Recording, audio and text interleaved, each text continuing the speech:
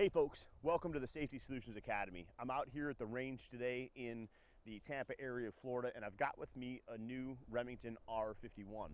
This is a gun that I went to the gun shop and I actually made a purchase of because I haven't heard back from Remington about the possibility of testing and evaluation for this gun. Right now on the internet, this is the gun that everyone loves to hate. It's pretty easy to see why. We've heard some difficulties about the gun from folks that have taken it out to shoot with it and do some testing, and that's not necessarily the best case scenario. In addition to that, Remington, in my opinion, didn't handle things all that well by not having this gun ready to shoot at the media day at SHOT Show 2014. Nobody really knows why it is that the gun wasn't ready to shoot, but it wasn't.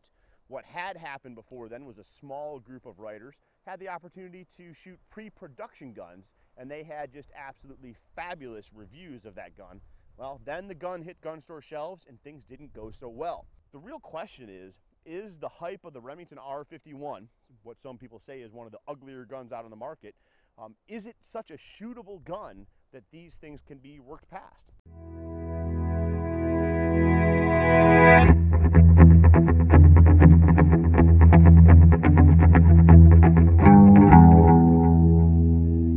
Some of the challenges that I've heard about are things like the slide, feeling really gritty when you rack the slide.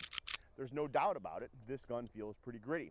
There's also talk about poor machining and things like rear sights being able to be drifted with just the press of the thumb. I don't have that issue with this model. Finally, one of the things that people are talking about is on reassembly of this gun, they're talking about the slide stop lever.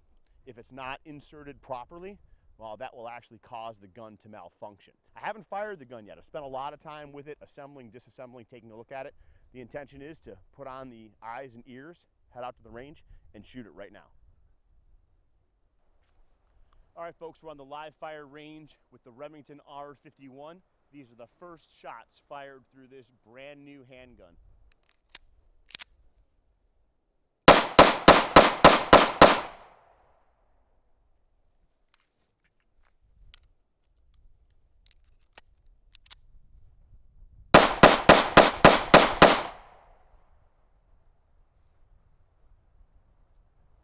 You tell me. Folks, here's the deal. I've wanted to love this handgun ever since it came out. Part of that is because I wanted to hate the Glock 42. I was really looking forward to a Glock single stack 9mm being introduced at SHOT Show 2014. That didn't happen. Instead, the Glock 42 came out, which I have to tell you is an absolutely lovable gun that has a fabulous place in concealed carry. At the same time, I wanted this gun to be absolutely outstanding. And here you can see I've spent some time with this gun trying to understand how it works, making sure it's assembled properly, and it just ran the first 14 rounds flawlessly. I'm not going to judge this gun based on the first 14 rounds. We're going to go ahead and continue testing today. But I do want to caution everyone, this is a brand new gun. We're hearing a lot of negative hype that's out there. That negative hype, whether it's because of the looks of the gun, whether it's because how Remington handled the situation when it came to releasing the gun, whether it's the fact that there are some problems that need to be worked out, be careful about judging a book by its cover. We'll keep working on the Remington R51. We'll keep informing you folks about what it is that's happening. I can tell you, there are some reports of some smarting in the hand and the web of the hand. Definitely can feel that, but there's no doubt that this is a shootable gun. We'll have to see how it continues to perform. I don't think you should throw this into your waistband and start carrying it today, but I also don't think you should throw out the baby with the bathwater. Hey folks, we spent some time today with this R51. In the introduction, I talked about the fact that it was the gun that is really popular for everybody to hate right now.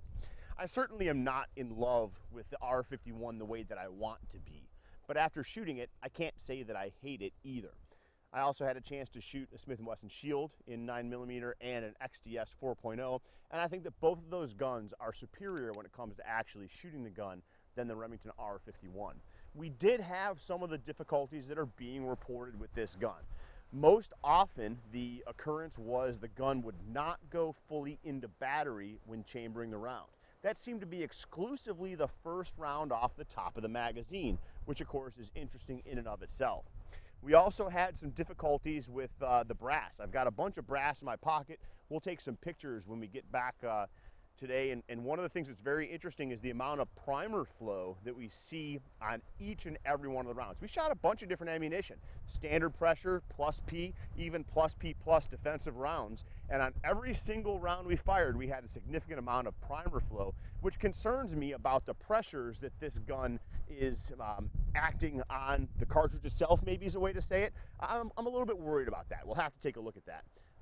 We had a failure to extract early on in the first 28 rounds, but in general, the gun seemed to perform a heck of a lot better than most people are experiencing it.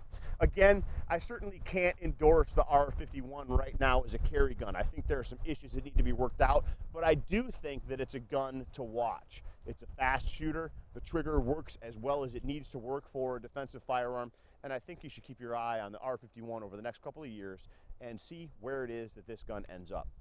Get on out there, get yourself some training. When you do, make sure you keep it simple. Please stay safe, and as always, have a great day.